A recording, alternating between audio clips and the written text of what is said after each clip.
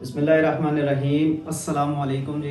आप देख रहे हैं इसके व्लॉग। आज का हमारा टॉपिक जो है ना वो काकड़े के मुतल्लक है, जिसे कि चिकन पॉक्स भी कहा जाता है। चिकन पॉक्स होते हैं, ये दाने बनते हैं। ये पुरानी कहावत है कि ये काकड़ा ज़िंदगी में एक दफ़ा हर इंसान को निकलता है, और ये अगर एक दफ़ा ये काकड़ा निकल जाता है तो उसके बाद इम्यूनिटी बन जाती है। उसके बाद हमारा क़ुव्वत मुदाफ़अत इसके खिलाफ़ लड़ने के लिए ताकतवर हो जाता है, क्योंकि उसे ट्रेनिंग तो मिल चुकी होती है। एक दफ़ा चिकन पॉक्स हो गया, इसके बाद इसलिए चिकन पॉक्स होने का खदशा जो है ना वो 90% नहीं होता, सिर्फ एक ही दफ़ा हर इंसान को होता है। इसके लिए वैक्सीन भी दी जाती है, बच्चे की पैदाइश के बाद जो है ना वो दी जाती है, ताकि बच्चे की इम्यूनिटी बन जाए काकड़े के ख़िलाफ़। वैक्सीन देने का मकसद मतलब ये तो नहीं है कि अगर आपने किसी बीमारी की वैक्सीन लगवा ली है तो वो बीमारी आपको नहीं हो सकती। ये डिटेल आपको वैक्सीन वाली वीडियो में बताएंगे इंशाल्लाह। वैक्सीन अगर लगी है आपको तो उसका मतलब ये है कि अगर आपको वही बीमारी लगती है तो उसके खिलाफ क़ुव्वत मुदाफ़अत तो ऑलरेडी बनी हुई है, उससे ट्रेनिंग तो मिल चुकी है। हमारे जिस्म को, हमारे सिस्टम को एक दफ़ा होशियार कर दिया जाता है किसी भी बीमारी के ख़िलाफ़ जिसकी वैक्सीन दी जाती है। तो इसलिए हमारी इम्यूनिटी, हमारी क़ुव्वत मुदाफ़अत उस बीमारी के ख़िलाफ़ लड़ने के लिए ताकतवर होती है, और वो बीमारी तकरीबन बहुत कम अटैक करती है।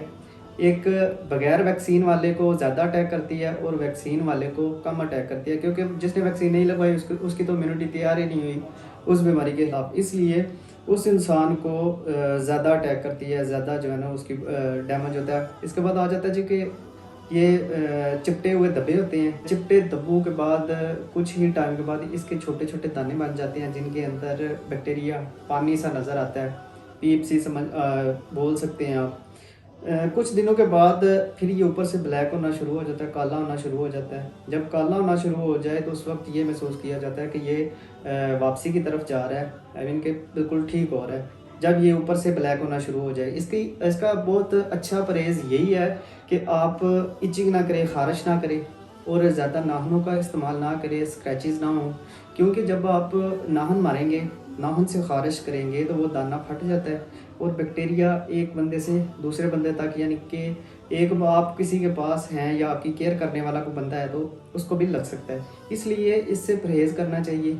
इसके इलाज में आ जाता है जी हमारा मेडिसिन भी आती है जिसमें कैलामिन लोशन है। कैलामिन लोशन को आप जिस्म पर लगा सकते हैं, उससे जो है ना वो एलर्जी वगैरह कम हो जाती है, ख़ारिश नहीं होती।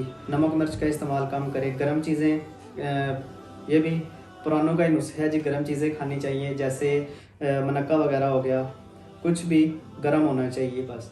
ताकि ये पुरानी कहावत है कि जब आप गर्म चीज़ें लेते हैं तो वो काकड़े का कोई भी दाना रह नहीं जाता, वो सारे का सारा निकल जाता है। इसलिए ये गर्म चीज़ें स्टार्ट करवाई जाती हैं। कूलिंग बाथ है, कूलिंग बाथ में आप बेकिंग सोडा यूज़ कर लें तो उससे भी जो है ना वो जिस्म में थोड़ी सी ठंडक पड़ जाती है, और आपको ख़ारिश नहीं होगी, इचिंग कम हो जाती है। एंटी हिस्टामिन में टैबलेट भी दी जाती हैं जो कि डॉक्टर की एडवाइस के बाद होती हैं। दूसरा ये कि घर से तकरीबन ज़्यादा से ज़्यादा रेस्ट करनी चाहिए। पुराने तो यही कहते हैं कि घर से नहीं निकलना। घर से निकलने का मतलब यही होता है कि आप ज़्यादा से ज़्यादा रेस्ट करें, खुद को रिलैक्स रखें ताकि आप सेव रहें, क्योंकि इसमें कमज़ोरी तो होती है, बुखार भी हो जाता है, साथ खाने पीने में दुश्वारी पेश आती है। इसलिए रेस्ट करना ज़रूरी है। बहुत शुक्रिया, दुआओं में याद रखिएगा। इंशाल्लाह मिलते हैं अगले टॉपिक में। अल्लाह हाफ़िज़।